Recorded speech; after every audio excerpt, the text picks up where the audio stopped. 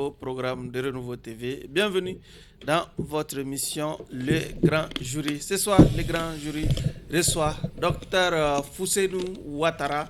Il est président du collectif pour la refondation du Mali, Korema. Il est aussi membre du Conseil national de transition CNT. Docteur, merci de cette première comparution devant le Grand Jury. Bon, je ne sais pas si je dois vous remercier, parce que d'habitude, les accusés, on les amène enchaînés ou quoi là. Oui. Mais je suis là quand quand vous même. comparaissez libre, hein? Ah, ok, donc je vous remercie beaucoup. Je vous remercie pour m'avoir invité. Pas de plus de quoi. De l'occasion pour vous adresser mes salutations, surtout à mon fiston Dak, Draman Aloukoné, je lui souhaite prompt rétablissement, et à mon petit-fils aussi, Marka Tchendaw. Merci beaucoup. Pour vous interroger, Abdraman Keïta, il est directeur de publication du journal Le Témoin. Bonsoir Abdraman. Bonsoir. Eladj Chana Takiou, je ne sais même plus le nombre. Hein? Eladj Chana, dans tous les cas, Eladj Chana Takiou. Il faut le répéter. Tant pis pour les Abdraman, jaloux. vous pouvez m'aider déjà? Vous pouvez m'aider déjà? À la puissance 10. D'accord, à la puissance. Eladj Chana Takiou, il est directeur de publication du journal Le 22 septembre. Bonsoir Eladj. Bonsoir Barou. Et je suis Oumar B. Sidibé pour ceux qui nous suivent sur la radio Renouveau FM ou la 98.1 FM. Encore une fois, bienvenue à toutes et à tous dans votre émission Les Grands Jurys. Monsieur l'accusé, votre observation sur la composition du jury? Bon, moi je suis à l'aise. Je sais qu'ils ne vont pas me faire des cadeaux quand même. D'accord. Et je n'y compte pas. D'accord. S'ils vont le faire, je vais quitter.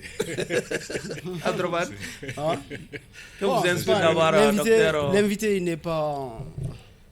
Il n'est pas un personnage très connu sur la scène publique. Effectivement. Ça, c'est une évidence. Bon, mais il vient ici à un titre, quoi, escalité. Il est quand même président de la commission de défense du CNT. Commission de défense. Ah oui. Vice-président. Vice-président de la commission de défense. Il est membre de la commission de défense. Il joue un rôle très important dans ce cas, dans le rouage de la République. Et je pense que vraiment, c'est ce qui prouve tout l'intérêt que les téléspectateurs et les auditeurs peuvent avoir avec le débat qu'il va avoir avec nous aujourd'hui. En plus, il a aussi une identité, ce qui représente aussi une entité politique qui s'appelle Korema, collectif pour la refondation du Mali. Tout cela fait, on rajoute un peu à l'intérêt qu'on pourrait avoir à l'avoir ici chez nous. Chana, vous avez un intérêt particulier à avoir Dr Ouattara devant nous ce soir? Bien sûr, parce que c'est une révélation. Une première au grand jury. Une personnalité comme lui, qui œuvre dans l'ombre et qui est vraiment l'image même de la transition. Président de la refondation collective pour la refondation du Mali et surtout vice-président de la commission défense. Aujourd'hui, durant cette période de transition, la défense, la commission de défense, c'est une commission stratégique. C'est une commission stratégique. Je pense que tout commence par un. Oui. Pour la première fois, nous l'accueillons et je pense qu'il ne va pas utiliser la langue de bois pour nous parler de la réalité, sinon des réalités de la République et du CNT. Abdraman, nous sommes dans les questions de généralité. Effectivement, nous commençons d'abord par son titre de collectif, de président du collectif pour la refondation du Mali. Monsieur Ouattara, qu'est-ce qui vous a inspiré l'entreprise de refonder le Mali et quel contenu donnez-vous à cette refondation? Bon, merci bien. Je pense que les choses sont arrivées d'elles-mêmes. M'étant retrouvé au CNT, comme M. Chana l'a bien dit, j'étais très loin dans l'ombre, quoi. J'étais très loin de la politique. Mais quand même, en observateur, j'avais beaucoup de ressentiments à l'égard de tout ce qui s'est passé dans mon pays. Et souvent, j'attendais dire par des hommes politiques que c'est eux seuls qui avaient le savoir pour diriger l'affaire d'État. Donc, et en fin de compte, j'ai vu que mon pays, l'insécurité dominait un peu partout. Malgré la présence de Barkhane, Takuba, MINUSMA, je me suis intéressé parce que, étant donné que je sais que les Maliens, dans notre histoire, nous avons toujours eu des vaillants guerriers, ne sont pas des poltrons. Et en ce moment, on a fait de petites recherches. On a vu que le Mali avait conclu un accord de défense avec la France, qui avait mis sous tutelle de la France totalement nos forces de défense et de sécurité. Donc avec des analyses, quand même, nous sommes parvenus à comprendre beaucoup de choses. Et on s'est dit que, à ce moment, j'étais avec mon jeune frère Honorable Aboubakar Sirif Fomba et mon collègue aussi Mohamed Ousmane. Et il y avait d'autres civils qui n'étaient pas dans tous le membres CNT. du CNT, hein? Non, il y avait d'autres qui n'étaient pas dans le CNT, fait M. Maré. D'accord. Donc, on a commencé à sensibiliser la population pour que la population puisse prendre conscience de l'état dans lequel se trouve, de l'état de dépendance dans lequel se trouvaient nos forces de défense et de sécurité. Oui. On a commencé à dévoiler, à mettre au grand jour cet accord-là et à le dénoncer. Bon, avec le temps, on a vu qu'il y avait beaucoup d'autres choses, comme on faisait aussi la restitution, et la population s'adressait à nous de temps en temps. Oui. Et au fil du temps, en septembre, on a laissé le collectif de côté, comme il y avait beaucoup d'autres qui venaient. En septembre 2021, et qui n'étaient pas membres du CNT. Donc, c'était sorti du cadre même du CNT déjà. D'accord. Donc, en septembre 2021, on a créé le collectif pour la refondation du Mali. Parce qu'on a compris qu'il fallait refonder le Mali. D'accord. Il fallait refonder. C'est une association ou un parti politique? Bon, c'est un collectif qui comprend des partis politiques, des fêtières, les syndicats, et même des imams, des prêtres. Tout le monde peut y adhérer. Hétéroclite. Hein? Voilà, c'est hétéroclite. D'accord. Oui. Allez-y, terminez. Et qu'est-ce que vous avez réussi jusque-là en termes de refondation? Bon, vous avez vu quand même, la population a pris conscience de beaucoup de choses, sans pour autant nous vanter. Nous avons pu nous débarrasser de l'ambassadeur français, nous avons pu nous débarrasser de Barkhane, de Takuba, et quand même nous avons pu reconquérir notre souveraineté. Et de l'aménagement aussi. Oui, et de l'aménagement. Et l'accord aussi, l'accord pour la paix? Oui. Bon, non, l'accord pour la paix, non. Parce que l'accord pour la paix ne nous gêne pas du tout. L'accord pour la paix gêne ceux qui ne veulent pas appliquer. Pourtant, vous aviez les fondamentaux même, qui est le désarmement. Vous œuvrez pour sa révision quand même à un moment donné. Moi, personnellement, non. Chana, allez-y. Oui, M. Ouattara, pour la première fois, vous êtes devant le grand jury. Est-ce que vous pouvez vous présenter à nos téléspectateurs qui est Dr Ouattara? Quel est votre cursus universitaire brièvement et votre parcours professionnel? Bon, moi, je suis né à Bamako, au quartier Misra. Je suis natif de Misra. Mon père était natif de Sigasso, qui a été amené à Bamako au début des années 1900. Et il a été à l'école des fils de chef, parce que son père, c'était le chef de Bougoulamo, de Sigasso. Donc, je suis né dans cette famille. J'ai fréquenté l'école de Misra, après le lycée Bouyagui Fadiga. Donc, au début des années 80, j'ai eu la chance, on m'a donné une bourse pour aller faire le BTP en Union soviétique. Après le BTP, j'ai eu de la chance parce que déjà là-bas, je maîtrisais bien les arts martiaux. J'étais peut-être un des premiers grands maîtres de taekwondo sans me flatter. J'avais de grandes écoles là-bas. Et je m'étais marié. Donc comme ma femme n'avait pas encore terminé son cursus universitaire, il était médecin. Une Russe? Si. J'ai 2 enfants là-bas. Donc en attendant qu'elle termine, l'Union soviétique était tombée. Donc chaque république avait pris son indépendance. Et déjà, l'espace gagnait le monde du business. C'est-à-dire que l'Organisation mondiale du commerce, ce qu'on appelle le monde du marché libre. Donc il y a eu les grandes sociétés qui étaient là-bas. On a commencé à les privatiser. Donc j'avais des anciens élèves qui étaient devenus des grands boss de certaines sociétés. Oui. C'est eux qui m'ont appelé. Je me suis joint à eux et je me suis trouvé comme ça dans le monde du business de l'ancienne soviétique. Et encore, partant de là, j'ai changé complètement de profil. J'ai fait d'abord du management et entre-temps, j'avais déjà 2 diplômes, puisque j'avais pour le BTP et j'avais aussi pour l'Institut pédagogique. Parce que là-bas, pour entraîner, il faut terminer l'Institut pédagogique que j'avais terminé. Donc, j'ai fait un master en management et encore, j'ai un PhD en économie et stratégie managériale. Voilà. C'est en gros comme ça. Donc, vous avez passé 30 ans en Russie ici. Voilà. J'ai eu beaucoup de postes sans me flatter, parce que même quand les gens... Et au Mali, qu'est-ce que vous avez fait? Il y a même un ministre ici qui a fait, quand il étudiait, il a fait son stage dans le holding où je travaille, on l'avait amené dans mon bureau. Voilà.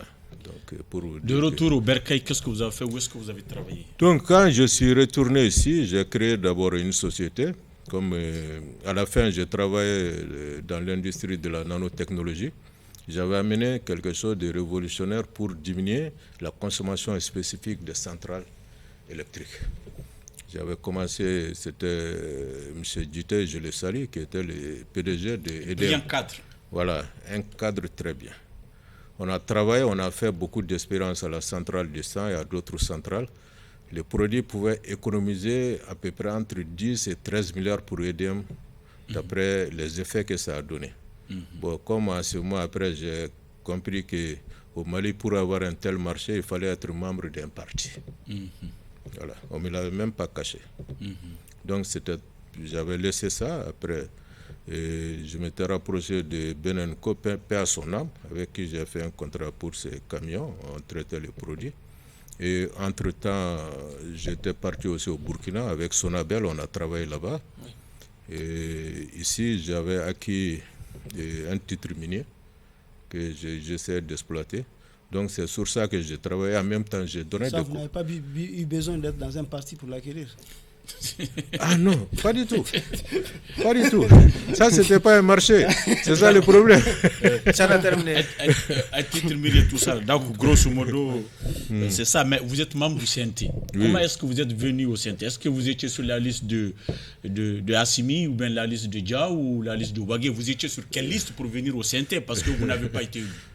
J'ai été... Bon, ça, on va y venir, quoi. J'ai été proposé par quelqu'un comme vous, quelqu'un qui m'a connu quand il étudiait. Il m'a connu à Odessa, la ville où j'étais. Il a fait ses études là-bas. Donc, il connaissait mes compétences dans certains domaines.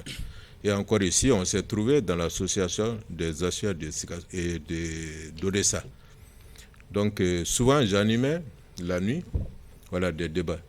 Celui qui connaissait, comme il est natif de Kidal, il s'appelle, je le salue ici, Hussein Intefaskiven, peut-être vous le connaissez. Donc c'est lui qui m'a amené voir le colonel Malik Diaw une première fois. Je l'ai vu 2 fois seulement.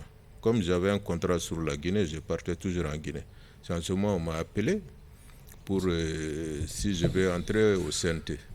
Donc comme vous voyez, mon chemin n'est pas que je connaissais quelqu'un d'autre, mais je sais que c'est par souci.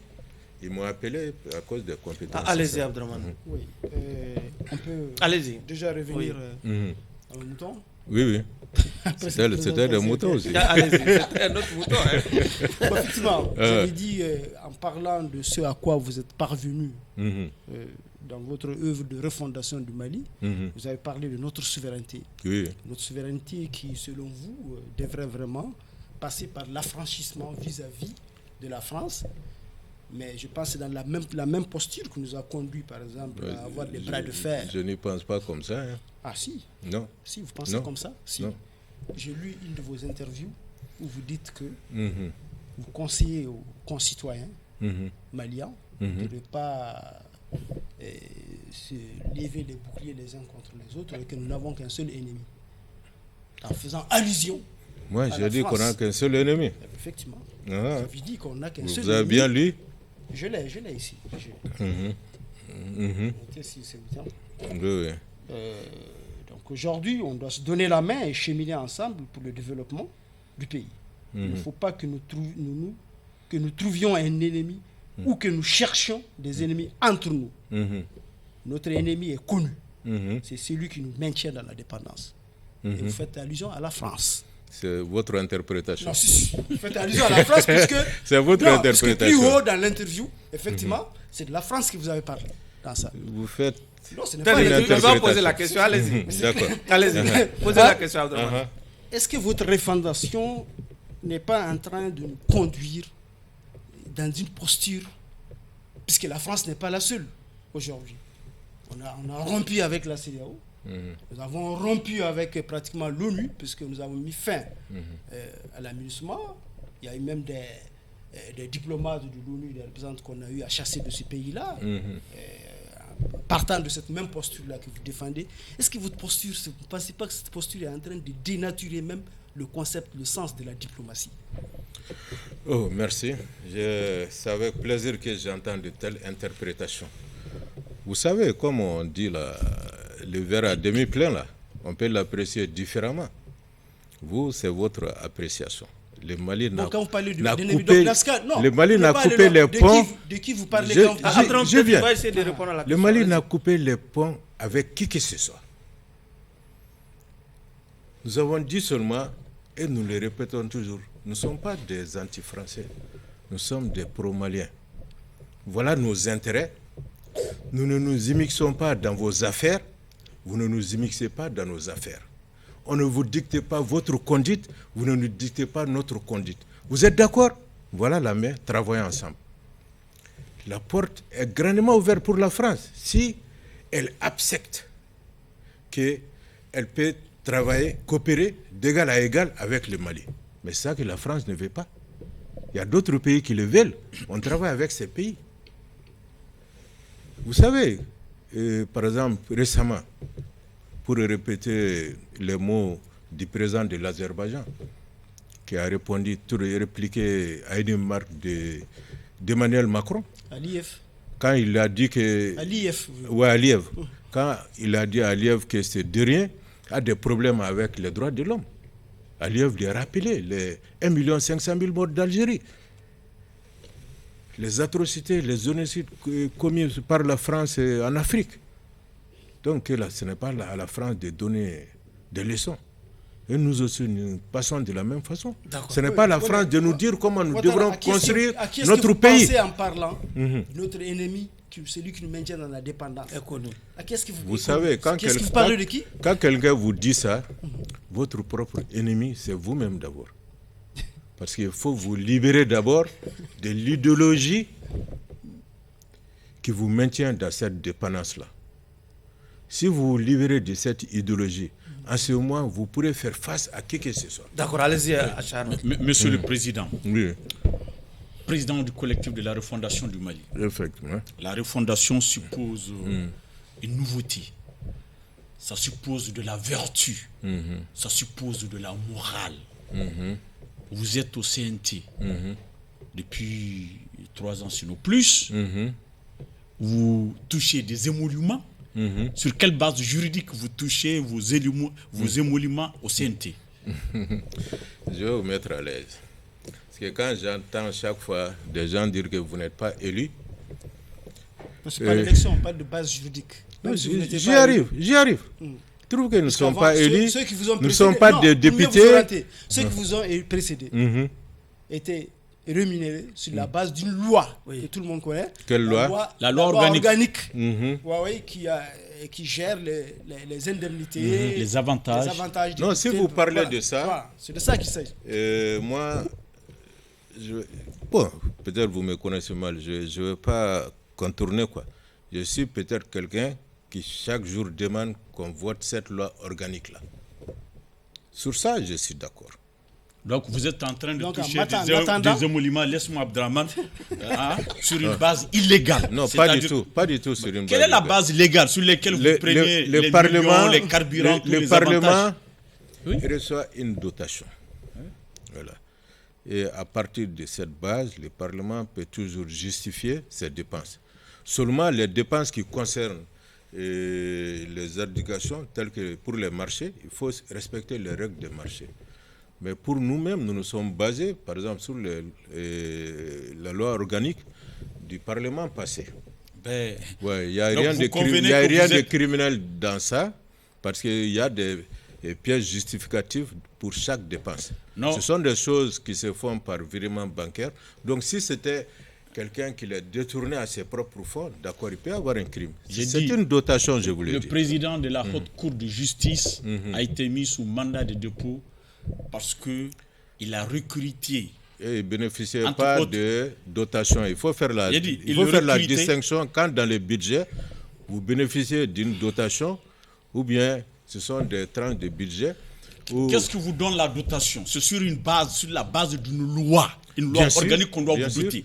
La loi n'existe pas, vous prenez l'argent public, vous le mangez. Non, la dotation nous est donnée sur la loi des finances. Oui, la loi des finances. Mais la loi des finances, c'est le règlement même qui dit que c'est nous-mêmes qui devrons décider comment nous devrons dépenser cet argent. C'est la même chose pour l'Assemblée, mais il existe une loi pour l'Assemblée. Il y a une loi organique. C'est ça que je dis. Je conviens que nous, on doit prendre cette loi organique-là. Je suis d'accord avec vous. En attendant, mais là où vous cherchez le criminel, là, ça c'est déjà aller à l'extrême. Il n'y a pas de criminel. J'en viens. Je n'ai pas parlé de crime ou de criminalité, c'est vous qui en parlez. Oui. Donc vous me donnez satisfaction avec votre honnêteté et votre sincérité par rapport à ça. Aujourd'hui, et l'ancien président de l'Assemblée nationale et notre responsable de l'Assemblée sont en prison. Entre autres reproches, le président d'alors, Isaac Sidibé, avait pris une décision pour accorder aux députés certains avantages que vous continuez à prendre. Non, pas du tout. Que vous continuez à prendre. Non. Des avantages. On ne perçoit pas d'avantages, à part l'indemnité là. Quel avantage nous percevons? Vous avez chaque mois des salaires. Il ne faut pas dire indemnité. Les sessions, vous avez des indemnités de session qui ont été majorées. Écoutez, au temps de l'ancienne Assemblée, ce que vous continuez à prendre. Vous avez des indemnités de session. Vous avez chaque mois. Vous savez quel salaire je touche? Vous savez ça? J'ai dit, moi je ne le sais pas. Vous ne le savez pas. Je sais seulement que vous prenez un salaire illégal parce qu'il n'y a pas de base juridique. Non, ça... Vous-même, vous convenez qu'il n'y a pas de loi organique. Non. Montrez-nous votre salaire. Vous confondez les choses. Peut-être qu'en matière de finances, vous ne maîtrisez pas. Vous confondez les choses. Vous qui maîtrisez, expliquez-moi et aux téléspectateurs pour que nous puissions comprendre. C'est de ça qu'il s'agit. Voilà, les salaires qu'on nous paie, comme tout fonctionnaire, tout travailleur pour l'État, nous sommes soumis à un index. Et voilà, l'indice 1200 en fonction du travail que nous faisons. Donc ça, c'est déjà très clair. C'est que n'est pas le cas ni en Guinée ni au Burkina. Allons-y. Ce n'est pas nous qui fixons. Et l'indice 1200, c'est pour les députés. Pour les députés. Écoutez, c'est pourquoi j'ai dit qu'ils touchent quelque chose d'illégal. Écoutez. Et je persiste, je suis sur ça. L'indice là, l'argent que nous... Vous voulez que je réponde ou pas? L'argent que nous recevons, ce n'est pas nous qui avons désigné ça. C'est le code du travail. C'est là l'indice 1200, tout le monde sait combien ça va faire. Le code du travail parle des membres du CNT? Bien sûr. Ah bon? Non, le CNT n'existait même pas avec le code du travail. Il y a une loi organique qui régit. Voilà, vous pouvez lire. Voilà, vous pouvez lire ce que je touche. Vous pouvez lire, c'est l'indice qui est là. Maintenant, si vous voulez qu'on parle... Ça, c'est le net à payer. Vous faites la confusion. Quand vous parlez de députés, de non-députés, on se réfère d'abord à un arrêt de la Cour constitutionnelle. Oui. C'est la Cour constitutionnelle qui a dit que nous avons droit, tout ce dont les députés ont droit. Mais c'est le titre du député qu'on nous a refusé. Et pourquoi? Parce que pour eux, ils ont défini le député à travers son mode de désignation. Bien entendu. Alors que dans le monde, cela ne se fait pas. D'accord. Dans le monde, il existe 3 sortes de députés. Les députés qui sont élus, les députés qui sont nommés et les députés qui se sont autoproclamés. Et la députation a commencé avec les nominations. Il n'y avait pas de députés élus. C'est au Sénat qu'on retrouve des gens. Okay. Non, mais l'honnêteté quand même voudrait, il nous a donné. Est-ce que ça vous convient qu'on lise le montant? Non, c'est pas la Bien peine. sûr, Ça, lisez. c'est pas la Non, peine. non, non, il vraiment peut pas lire. la peine. Moi, C'est pas j'ai la déjà publié ça. D'accord, d'accord. Allez-y, Abdraman, s'il vous plaît. Ouais, d'accord. Ce n'est pas ce que vous pensez, quand même, allez-y. n'est-ce pas? Hein? Ce n'est pas Mais ce je que sais vous qu'il y a pensez. beaucoup d'avantages liés à ça, oui. Ce n'est pas les millions. Temporairement. Ce n'est pas les millions qu'on On quitte pense. temporairement, Uh-huh. on quitte temporairement Allez-y. pour aller à votre titre de, comme il vient de l'évoquer, de vice-président De la prestigieuse L'association commission défense, défense. sécurité. D'accord, ok. Il m'est arrivé de vous entendre vous réjouir du fait que, malgré le départ de Balkans et des forces étrangères, la sécurité ne s'est pas dégradée Bien sûr. dans le pays. Vous continuez à penser la même chose malgré la situation que nous vivons aujourd'hui. Est-ce que vous pouvez nous dresser un peu, Monsieur Keita. faire vraiment une description de la situation sécuritaire du Mali en tant que président actuellement? Je suis très à l'aise pour ça. Ah, voilà, quelle heure nous y sommes? 21h30 comme ça. En 2020, je suis sûr que vous tous, à cette heure-ci, là, vous ne serez pas trouvés dehors. Vous n'aimerez pas être dehors.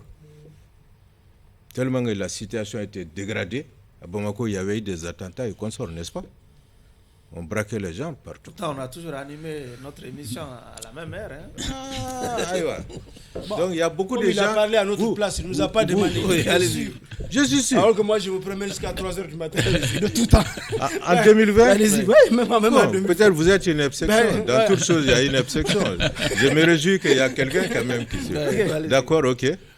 Aujourd'hui, citez-moi seulement une emprise qui nous avait échappé et que nous n'avons pas reconquis. À part peut-être, comme nous sommes encore en accord avec l'aménagement, à part la région de Kidal, là, citez-moi une seule emprise. Quoi ça, quelle emprise? Vous parlez de quelle emprise avant? Non, Non, une continuez région, votre analyse. Allez-y, ou bien quelle quelque emprise chose n'était comme pas ça. Explication. Quelle emprise Donc, n'était pas moi, conquise avant? moi, je viens. Quelle En emprise nous 2012, échappait avant? Moi, je connais pas l'emprise qui nous échappait avant. en 2012 Oui. jusqu'en 2013, quand on a fait appel à la France est venue pour nous aider. On avait commencé à reconquérir tout ce qu'on avait perdu, le territoire.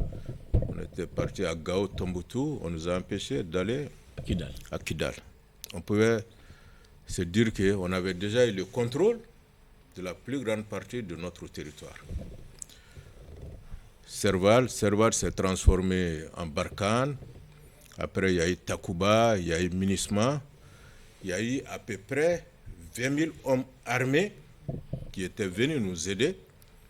Et les Français, même d'après ce qu'eux-mêmes ils ont dit, chaque jour faisant, ils dépensaient 2 milliards de francs CFA pour notre sécurité.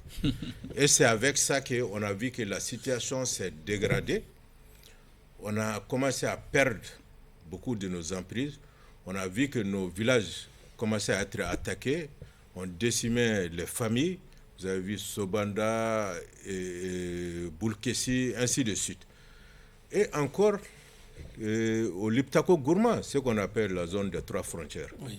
qui n'était pas assez touchée. On a vu que le terrorisme s'est répandu là-bas. Ça a touché après le Niger, ça a touché le Burkina Faso, c'est allé jusqu'au Bénin, jusqu'au Togo, ainsi de suite. Et avec de telles forces ici, qui avaient des avions, des drones, des satellites, Les renseignements. mais qui ne parvenaient pas à voir des bandits qui Ouais, ça, enlevaient ça, on a souvent entendu. Non. 500 vaches, 500 moutons. Et chaque jour, c'est nous qui sommes en train de souffrir. Ça, c'est pour Mais justifier depuis, comment on s'est débarrassé. non, vous avez dit, je viens, vous avez dit d'expliquer. Ouais, J'explique. décrire la situation. Donc, depuis 2021, Oui. on a commencé maintenant à botter les terroristes. Et moi, je vous dis, parce que moi, je reçois l'appel de plusieurs villages. Ça fait plus de 2 ans que les gens m'appellent. Et aujourd'hui, les gens qui appellent avant, qui pleuraient, appellent seulement pour dire merci. Qu'ils commencent à respirer. Oui, mais Si vous Monsieur voulez Ouattara, régner Monsieur Ouattara, régner mais c'est toute pas cette vous- non, réalité-là, non, mais ce sont des questions que les gens se posent. Écoutez, ce que vous dites au centre du Mali, des villages entiers récemment sont brûlés, des villages entiers, des populations des villages de villages entiers se déplacent, ils ne savent même plus où aller. Dans la région de Gao à Meneka, c'est la même chose. Les gens se déplacent de Meneka et Gao est devenu, les périphéries de Gao sont devenues vraiment des endroits de convergence massive de déplacés. Vous voyez, aujourd'hui, il y a quelques mois de cela, si vous voulez, il y a une année, on n'était pas en couvre-feu à Gao, on n'était pas en couvre-feu à Tombouctou. Est-ce qu'avec les couvre-feux qui se déclenchent un peu à cause de l'insécurité, on est encore en droit de dire que la situation sécuritaire s'est améliorée avec toute cette situation que nous voyons? Il a compris la question. Ouais, avec des bateaux. Vous confondez les choses, quoi. Il n'y a pas longtemps, dans un il n'y a pas eu un bateau, par exemple, qu'on a massacré avec des dizaines de personnes, de civils. Il va répondre à la question. Allez-y. En 2001, le World Trade Center là, a été bombardé, n'est-ce pas? Est tombé. Nous parlons du Mali. Non, écoutez. On parle de la sécurité. Moi, je vous ai écouté. Sécuritaire du Mali. Écoutez-moi, voilà. Il n'y a pas longtemps, même dans un banlieue de France, là, on avait décrété le couvre-feu. Le couvre-feu, c'est pour répondre à des situations sécuritaires. Sécuritaires. Le reconnaître. Mais de façon conjoncturelle, qui ne sont pas permanentes. Pour nous, ce n'était pas ça. Il ne faut pas confondre les choses. Même si nous parvenons à conquérir la totalité de notre territoire, ça ne veut pas dire que souvent il n'y aura pas des incidents par-ci, par-là. On les voit dans les... Non, donnez-moi terminer. On les voit dans les pays développés. On les voit dans les pays développés.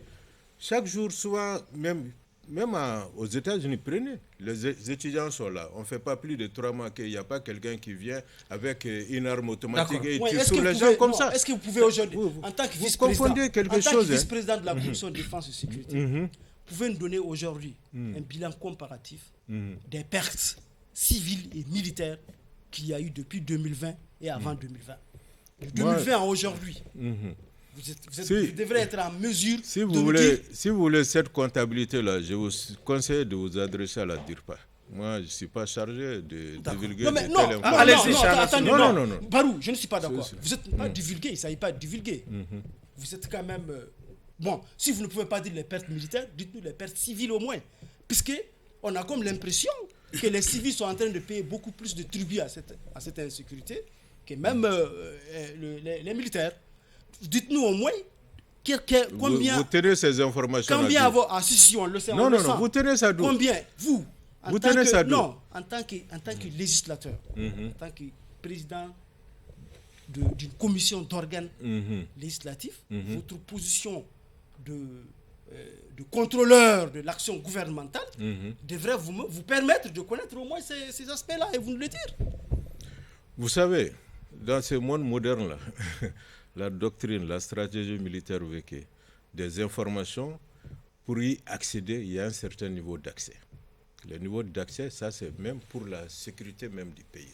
On ne peut pas divulguer n'importe quelle information, n'importe comment. Allez demander par exemple... On a entendu le ministre de la Justice. Allez demander à des pays qui faisaient la guerre, comme les États-Unis en Afghanistan et consorts, pour qu'ils vous disent combien d'hommes ils perdent.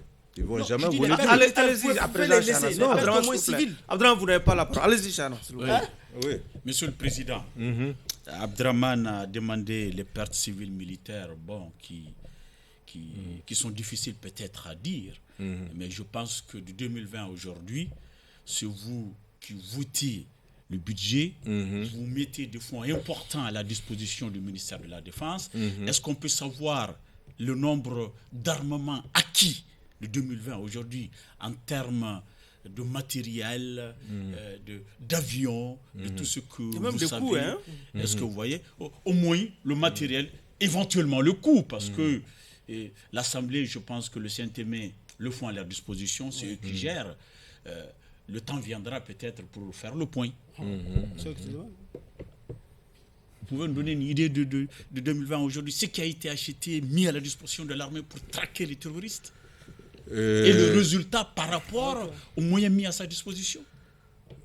De la période que vous parlez, tout ce dont l'armée avait besoin comme moyen pour reconquérir nos territoires, on les a acquis. Par exemple, comme vous voyez, le vecteur volant, les blindés, les armes à feu, les munitions, et puis, en quantité suffisante. Et puis les hommes, parce qu'on a recruté suffisamment. Quantité suffisante. L'état-major général des armées, il travaille pour ça. C'est eux qui élaborent la doctrine pour ça. Donc, mais si vous voulez d'amples détails, comme je vous ai dit, aujourd'hui, la doctrine travaille, ce n'est plus comme avant, quand chacun pouvait avoir accès à des informations sensibles. Aujourd'hui, le niveau d'accès aux informations est limité et contrôlé. Même pour vous. Même pour moi. Même pour un général qui n'est pas dans l'état-major général des armées. Même pour le Premier ministre, puisqu'on lui a demandé au Premier ministre là-bas au CNT, il a dit que c'est à l'armée de gérer les choses comme ça. Je ne peux pas répondre à sa place, mais je sais que lui... Mais vous étiez là-bas le jour où on lui posait cette question. Je sais que lui, il ne fait pas partie quand même de l'état-major général des armées.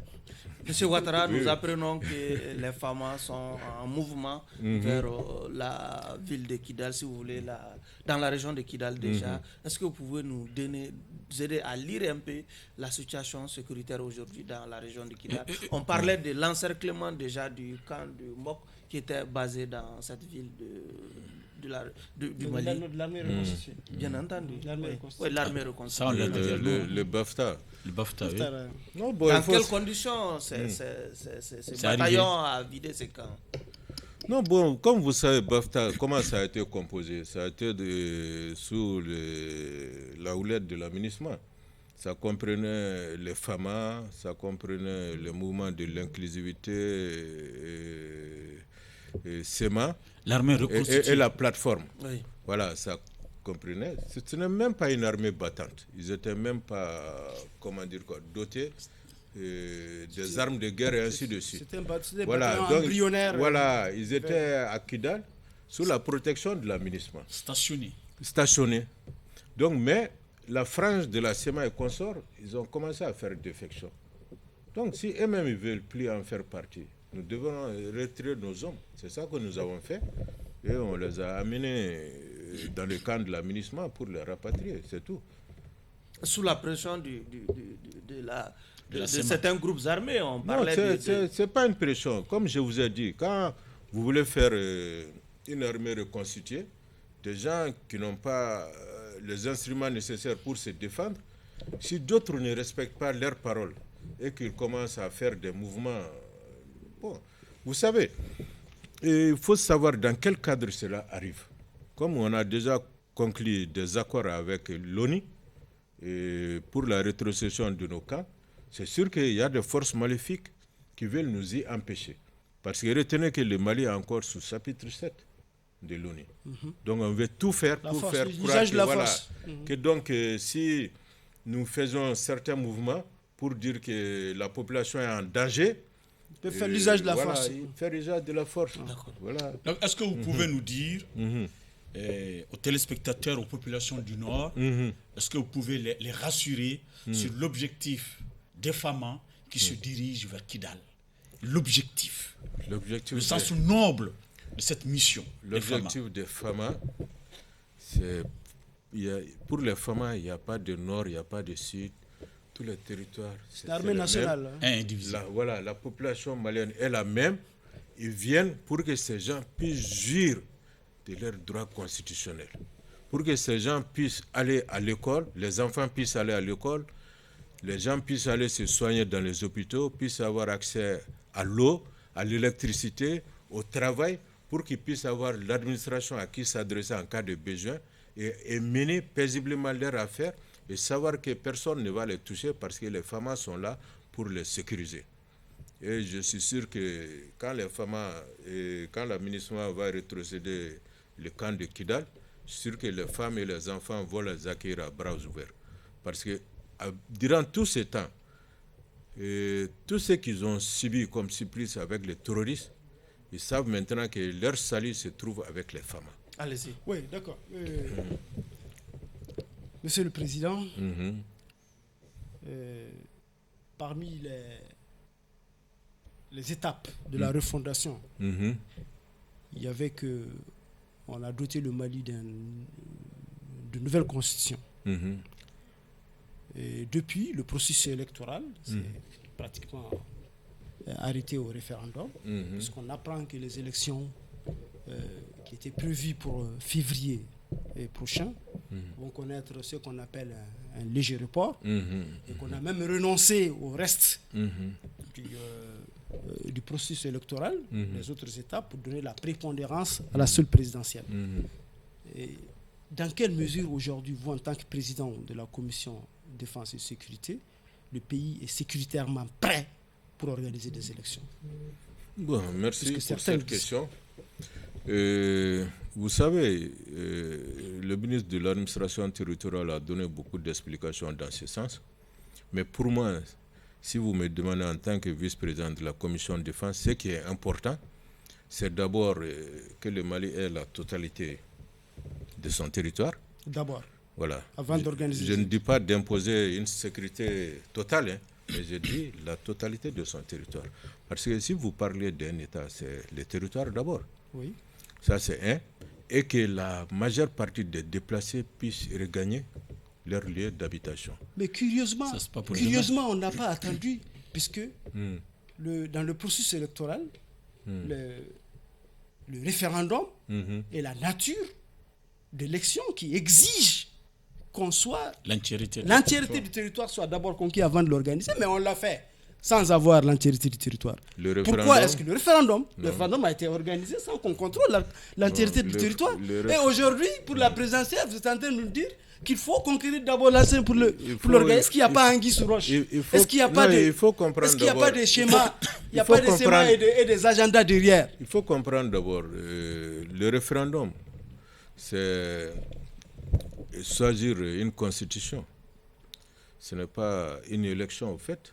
Mais effectivement. C'est un choix. Mais c'est que selon les textes, il va répondre aussi. C'est un choix à faire.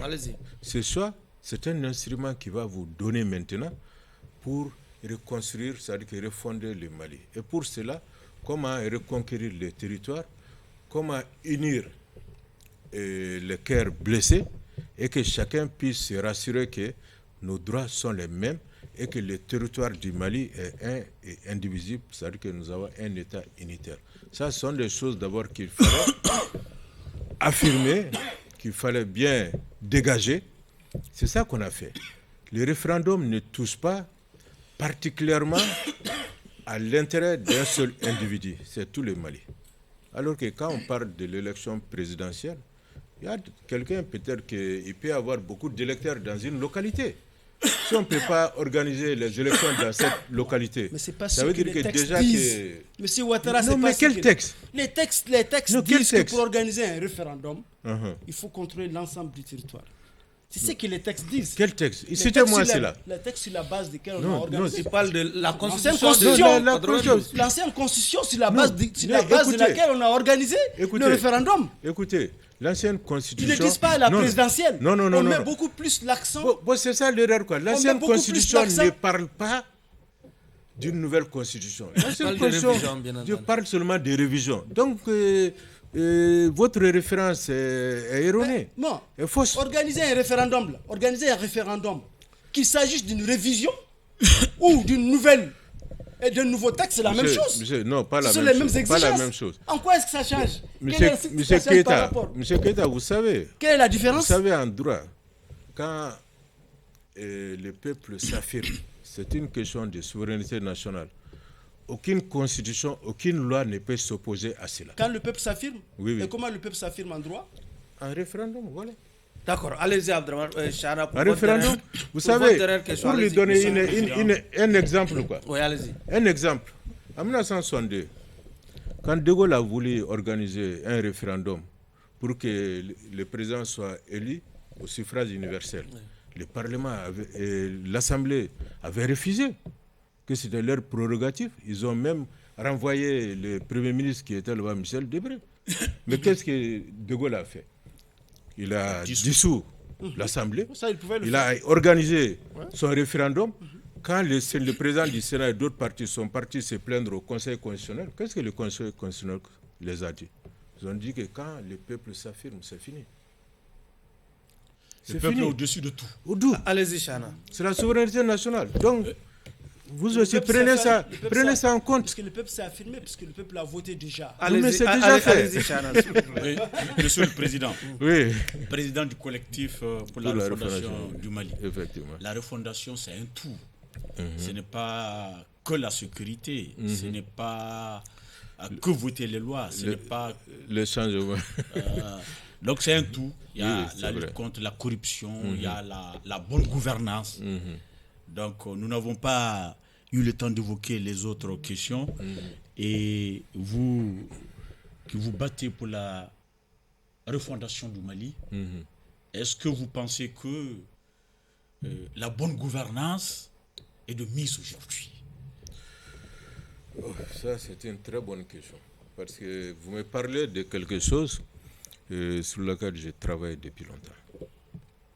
Le problème du Mali, c'est quoi?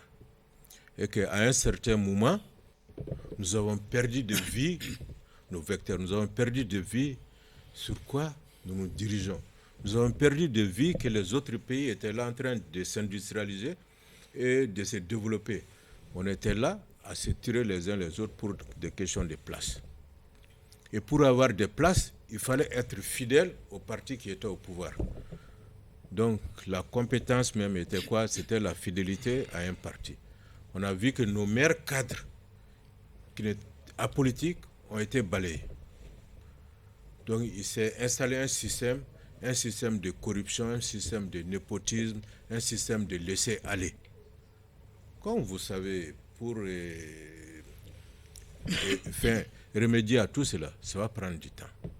Donc, ce que nous, au Corema, ce qui nous fait mal, si vous prenez ce que le Mali a comme richesse dans son sous-sol, c'est beaucoup plus important que ce que des pays comme Dubaï ou Qatar ont. Ah bon? Oui. Mais comment eux, ils ont fait?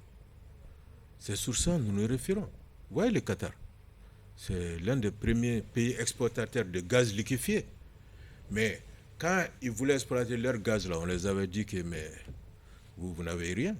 Vous ne pouvez pas parce que il fallait liquéfier ça, il fallait transporter, il n'y avait pas assez de bateaux pour ça, ainsi de suite, de méthaniers quoi, qui transportent ça. Mais le monsieur, il a persisté. Il n'a pas donné, comme nous avons fait avec notre or, 90% aux étrangers. Il a persisté, il a dit que non, vous venez, vous travaillez. Ce qu'on va gagner là, on va vous payer sur ça, mais c'est notre ressource. Il a persisté plusieurs années et en fin de compte, comme vous voyez, le monde se développe, le monde a besoin de beaucoup d'énergie. D'accord. Et en fait, les gens sont venus investir, voilà c'est comment il a reconstruit son pays. Nous n'avons pas pris ce chemin. Nous avons appelé quelqu'un qui est venu, qui a pris nos données, qui est parti chercher de l'argent sur le marché, ce que nous-mêmes nous pouvons faire pour l'or, qui est aujourd'hui devenu l'un des hommes les plus riches du monde, qui a une société qui est la deuxième société du monde en matière d'or aujourd'hui. Effectivement, il est le président de Barrick aujourd'hui. Ouais. Et même maintenant, il veut payer l'autre société là qui est en première place. Vous voyez?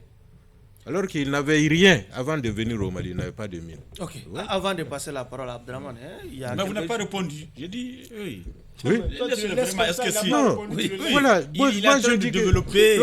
C'est intéressant. J'ai dit, est-ce que vous pensez qu'aujourd'hui la bonne gouvernance est de mise?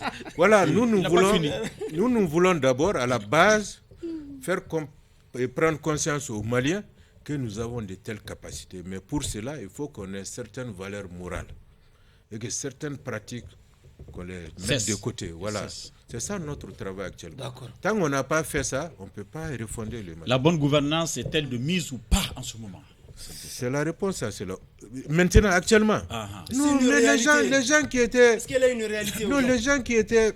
qui occupaient les mêmes postes là. Elle est sur la bonne voie. Les gens qui occupaient les mêmes postes là, avec les mêmes mentalités là, ils ne peuvent pas changer du jour au lendemain. Il faut du temps. Il faut du temps, il faut de la thérapie. Vous voyez la thérapie avec le pôle économique maintenant, qui est en train de mettre certaines personnes sous verrou. C'est de la thérapie ça.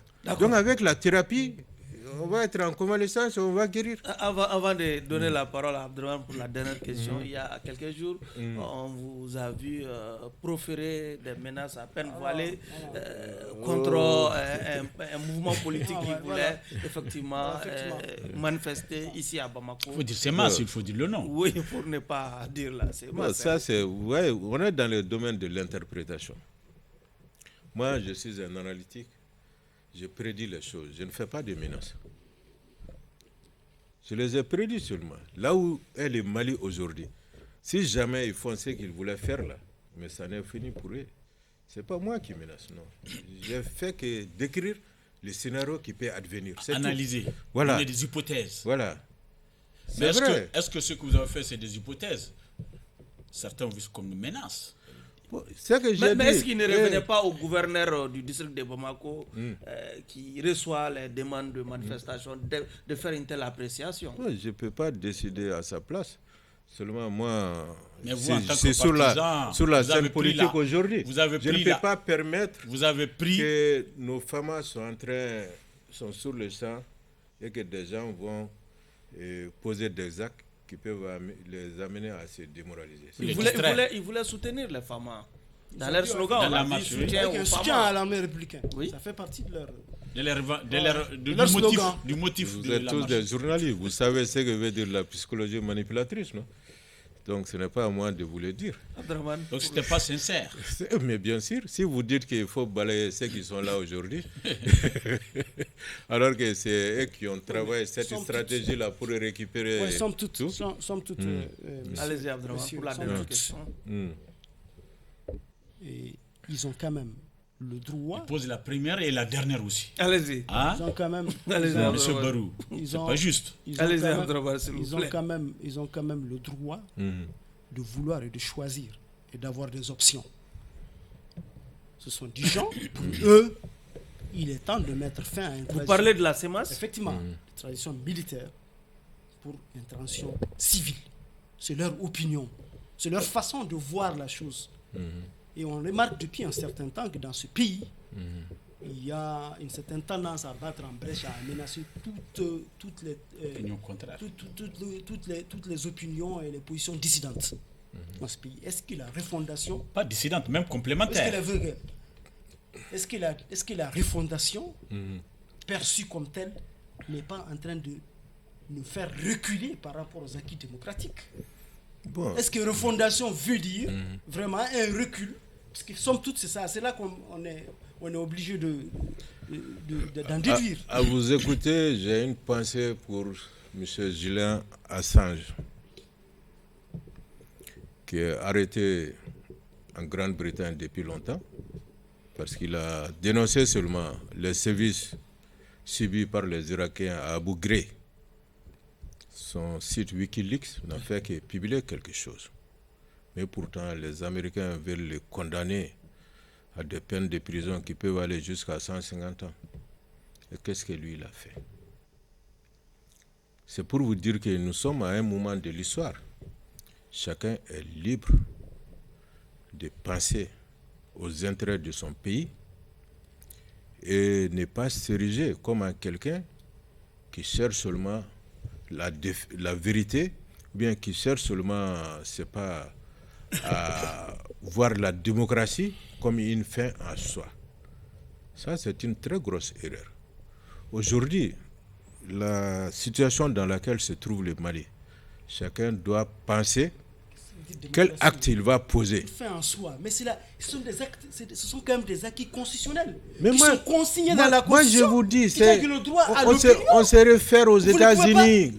La liberté de presse est là-bas, non? Ouais, le monsieur, il n'a fait que républier ce qu'on lui a donné. Et on veut le mettre en prison. On parle du Mali, vous référez aux États-Unis. Mais parce que quand vous parlez de démocratie, ça vous... Écoutez, il y a les prophètes de la démocratie qui sont les États-Unis. Donc vous vous référez à eux. Avant vos slogans. Vous vous référez à eux. Avant vos slogans de refondation et autres là, le pays là, on a connu des acquis démocratiques. Quel acquis démocratique? Qui étaient consignés dans une constitution de 80. Cela nous a amené où? On a changé. À ces désordres-là? On a changé une constitution, mais le changement n'a pas concerné ces acquis-là. ces acquis-là sont restés Oui, comme tels dans la nouvelle les constitution. droits à la Mais manifestation. est-ce qu'on doit vraiment s'exprimer de façon à se contredire soi-même par rapport à ce qu'on a fait voter, comme vous l'avez dit, par un peuple qui s'est affirmé? Je vous dis une chose encore. Je suis très heureux, très content pour vous et pour moi que nous nous trouvons au Mali. Que quand on manifeste, on ne vient pas nous crever un œil, on ne vient pas nous couper des doigts, des pieds, et on ne vient pas nous envoyer à l'hôpital, comme dans un pays de référence pour nous. C'est référence pour qui? Nous, on ne parle, nous, toutes les références qu'on a prises, c'est sur la base de nos textes. Moi, vous m'avez entendu parler d'un autre pays. Moi, je me suis référé à nos propres textes qu'on a votés, qu'on a choisis. Monsieur le juge, nous sommes malheureusement, oui. Ces références-là, ils oublient leurs sources. Leur source, c'est la Constitution de la France de 1958 que vous avez pris. Mais vous oubliez votre source. Il fallait l'enlever de la Constitution. Vous oubliez votre source. Ces acquis-là, il faut les enlever de la nouvelle Constitution. Nous sommes malheureusement. Allez-y, 30 secondes, allez-y. D'accord, avec plaisir. Monsieur. On a commencé avec Draman, on termine avec vous. Oui. Ça serait quand même plus juste. Monsieur le Président, nous sommes à la croisée du chemin avec toutes les difficultés que connaît notre pays et des efforts qui sont faits. Il faut le reconnaître. Ces efforts doivent nous conduire à une élection d'un président de la République. Aujourd'hui, nous voyons personne émerger et dans vos rangs de plus en plus, on parle de Assimi comme candidat. Vous, en tant que président du collectif, est-ce que vous militez pour une éventuelle candidature de Assimi Goïta? Ça, vous me demandez quelque chose que j'ai déjà déclaré. Le Korema a déjà déclaré. Les téléspectateurs ont envie de vous entendre. Ah, ok. La position du Korema est claire. Notre candidat sera Assimi. Et on a même proposé que c'est le Korema même qui va s'engager à financer même son campagne. Vous êtes riche? Vous avez de l'argent? Non. Ils ne sont pas riches. Les adhérents au Korema sont prêts chacun à collecter à peu près 3 000 francs ou bien même 300 francs par mois. Ils sont prêts à le faire. Le Korema aujourd'hui est très grand, répandu un peu partout. D'accord. Comment devient-on membre du Korema? Korema, Abdraman va peut-être y adhérer. Avec plaisir. Nous sommes malheureusement au terme des débats pour le compte de cette audience. À présent, le jury se retire pour procéder à la délibération. Abdraman, nous sommes dans le secret de la délibération. Bon, je suis un peu mal à l'aise parce que notre invité d'aujourd'hui est insaisissable. Insaisissable sur les questions que nous avons eu à évoquer ici par rapport aux questions de défense et de sécurité. Je pense que ces options de base initiales, son militantisme l'empêche de connaître la réalité. J'en déduis qu'il est dans le déni par rapport à la situation qu'on connaît. On ne peut pas nous dire que la situation du pays en termes de sécurité s'est améliorée alors que les gens meurent par dizaines, par centaines, et se déplacent. Par rapport à ceux qui eux-mêmes ils ont appelé les choix stratégiques, ils n'ont d'autres solutions aux problèmes que ces choix stratégiques auxquels se heurtent ces choix stratégiques que la résilience des Maliens. Monsieur le Président, je vous avais dit qu'il est dans le déni. Il est aussi dans le déni de ce que nous avons comme acquis démocratique. Donc pour moi, le Korema est un danger pour la démocratie malienne, pour nos acquis démocratiques. Pour eux, la démocratie n'est pas une fin en soi, les élections ne sont pas une fin en soi. Il faut qu'on continue jusqu'à quand est-ce qu'on ne sait pas, où on devra s'arrêter. On ne sait pas. On est dans l'incertitude, il nous propose de l'incertitude, Monsieur le Président. Donc il constitue vraiment un danger pour la démocratie, puisque, vous voyez, nous attendons que le peuple s'exprime pour que les choses se régularisent, pour un retour à la normalité. Mais c'est l'incertitude que nous avons de leur côté comme proposition. Mais pour atténuer tout ça, j'approuve quand même son courage de nous faire face. C'est l'un des rares membres du Conseil national de transition à accepter les invitations du grand jury. Et cela est vraiment le courage de se prêter. C'est un courage, ça exprime vraiment un courage de se prêter aux questions qui assaillent le peuple en tant que législateur. Et je vous demande d'atténuer tout ce que je viens de développer comme opinion, vous voyez, négative sur l'invité, en lui mettant en sursis. Chana. Oui, elle dit d'atténuer tout ce qu'il a exprimé comme opinion. Oui, Monsieur le Président, pour une première sortie devant le grand jury, dans une situation exceptionnelle où on peut dire que le pays marche sur des œufs, tout n'est pas à dire, tout n'est pas à révéler. En sa qualité de vice-président de la prestigieuse commission de défense, je pense que... Pourquoi vous insistez sur le prestige de la commission? J'insiste dessus, j'ai l'habitude de l'écrire comme ça, au temps de Karim Keïta, où il y avait Karim, Chateau, Bajan, il y avait de fortes personnalités. C'était une commission stratégique. C'est devenu prestigieuse parce que c'est le fils du président qui le... D'accord, allez-y. Oui. Et aujourd'hui également, elle est prestigieuse parce que c'est le symbole de l'État, la défense, qui occupe la place centrale de la transition. La transition, son pilier, c'est la défense. Si elle réussit cette défense-là, elle aura peut-être tout réussi. Parce que nous sommes dans une situation exceptionnelle, même si les grands démocrates que nous sommes, les fervents défenseurs des libertés que nous sommes, voudraient que tout se passe comme si nous sommes en situation normale. Il y a une question d'approche, une question de vision par rapport à ces questions-là. Je pense que le président Ouattara, comme l'a dit Abdraman, a eu le mérite d'être au grand jury. Il a eu le mérite de s'exprimer, de s'affirmer, de s'afficher et de s'assumer en disant clairement, encore une fois de plus, qu'Assimi est leur candidat. Mais beaucoup de gens murmurent cela, mais ne sont pas capables de le dire haut et fort. Je pense que c'est un homme courageux, un homme qui s'assume, un homme qui s'affirme, et un homme qui a des choix politiques. Il n'était pas politicien hier, aujourd'hui il est en plein pied dedans. Il disait qu'on l'a refusé des choses parce qu'il n'avait pas la carte de parti. Demain après-demain, il va avoir la carte d'un parti, d'une formation politique ou d'une coalition politique. Il est déjà dedans. Monsieur le Président, encourageons-le pour que la prochaine fois il puisse revenir au grand jury. Encourageons-le pour vraiment cette démarche, pour avoir accepté de dire des choses, même si on ne partage pas ses analyses. Mais le fait de le dire, comme le disait l'autre, c'est Voltaire. Je ne suis pas d'accord avec vous, mais je me forcerai jusqu'au bout pour que vous puissiez le dire.